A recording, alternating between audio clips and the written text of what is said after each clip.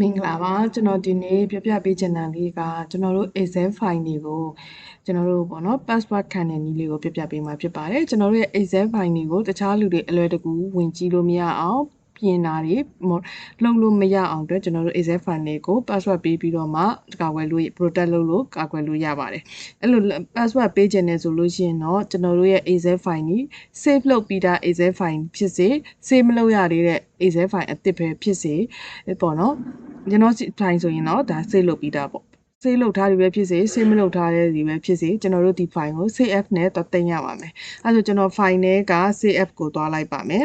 အဲ့မှာဆို file နဲ့ save ကိုတွားပြီးတော့ကျွန်တော်တို့ဒီတင်ထားပြီးသား file ဆိုရင်ပေါ့နော်အဲ့ဒီ file ရှိတဲ့နေရာမှာပဲကျွန်တော်တို့ကပြန်တင်ရပါမယ် override လုပ်ပြီးတော့အဲ့ file ပေါ်မှာ override လုပ်ပြီးတော့တင်ရပါမယ်ကျွန်တော်ရဲ့ file ကဒီမှာဆိုရင် shortcut ဆိုရင်ဒီထဲမှာဒီရဲကဒီ shortcut ထဲမှာရှိတယ်ကျွန်တော်အဲ့ထဲကိုတွားလိုက်ပါမယ်ပြီးပြီဆိုလို့ရှိရင်တော့ဒီထဲမှာ tool ဆိုတာလေးရှိပါတယ်အဲ့ CS ပေါက်ရဲ့အမှာ tool ကိုဝင်လိုက်မယ်ဆိုရင်ဒီမှာ general option ဆိုတာရှိပါတယ်အဲ့ဒီထဲကိုဝင်လိုက်ပြီဆိုလို့ရှိရင်တော့ password to open နဲ့ password to modify ဆိုပြီးတော့ရှိပါတယ် password to open ကတော့ကျွန်တော်တို့ password သိတယ်ဆိုရင်ဖွင့်လို့ရမယ်ဒါပေမဲ့ပြုပြင်တာတွေဘာမှလုပ်လို့မရပါဘူး read only ပေါ့နော်ပြောချင်တာ read only နဲ့ပဲရပါမယ် password to open ရော password to modify ရောတိမှတာလျင်အဲ့ဒီထဲကိုဖွင့်ပေါ့နော်ပြုပြင်လို့ကျွန်တော်တို့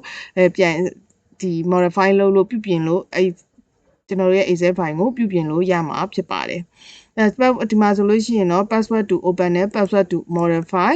password နှစ်ခုပေးရမှာပေါ့နော်ကျွန်တော်တို့ဒီ password တွေပေးတဲ့နေရာမှာတော့ကိုယ်အဆင်ပြေတဲ့ password ကိုပေးပါဒါပေမဲ့ကျွန်တော်တို့ password တွေလုံခြုံမှုဆိုလို့ရှိရင်တော့ကျွန်တော်တို့Facebook တွေ YouTube တွေကိုပေးတယ်လို့မျိုး Facebook တွေ TikTok တွေကိုပေးတယ်လို့မျိုးပေါ့နော်အနည်းဆုံးဒီ Tesla က8လုံးပြီးတော့ဒီ number တွေupper letter တွေ lower letter တွေပြီးတော့ special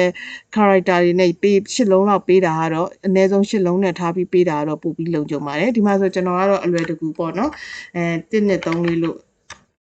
1နဲ့3လေးလို့ပေးလိုက်မယ်နောက်ထပ် password to modify ကိုကတော့ကျွန်တော် ABCD လို့ပေးလိုက်မယ်ပေါ့နော် okay လို့ဒီမှာ read only recommended ကိုမပေးခဲ့ပါနဲ့ပေးခဲ့မယ်ဆိုလို့ရှိရင်တခါတလေကျွန်တော်တို့ဖွင့်လိုက်တဲ့ file မှာ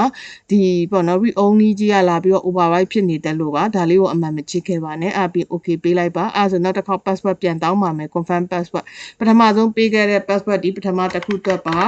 နော်နောက်တစ်ခေါက်သူကတန်တောင်းတာဒီဒုတိယတစ်ခုရဲ့ password ပါဆို okay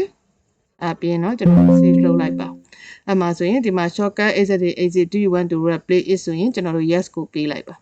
okay အဲ့ဒါဆိုကျွန်တော်ပွင့်တိုက်ပါမယ်ပြီးရင်ကျွန်တော်ပြန်ဝင်ကြည့်မယ်ပေါ့နော်